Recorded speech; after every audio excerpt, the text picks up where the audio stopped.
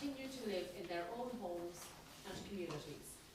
So this is about people staying in their own homes, not needing to go further afield for goods or for services or for any sort of community service that's available to everybody else. Two words there, there's help and community, and there's something I think that I suppose I sit on the health forum. I've been a nurse, now I'm county councillor, I have my own complementary health clinic, and the one thing I find is about education and awareness. My friend Miriam Murphy and her husband, they're both disabled. Miriam came to help me launch my campaign in Kilkenny, and I didn't realise even the amount of effort was regarding the hotel. Did it have access? Did they have a REM? And it opened up my awareness when the hotel did not have a REM. That opened up I was quite amazed. So I suppose really what I want to say is to encourage all public bodies to make their building and services more accessible.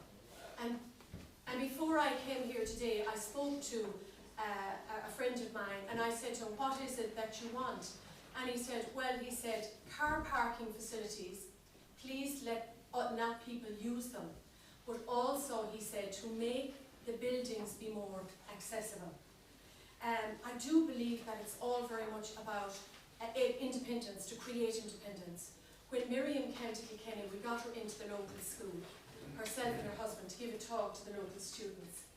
With it, she brought in a wheelchair, and the wheelchair was left for a week in the school. And there's no good talking about disabilities. Sometimes people have to feel what it's all about, what it's like to be in that situation. I can guarantee you that those kids learned more than if they were lectured and spoken to, because they felt what it was like to be in that wheelchair for half an hour. I said earlier on, we learn from people with disabilities. Yes, we do.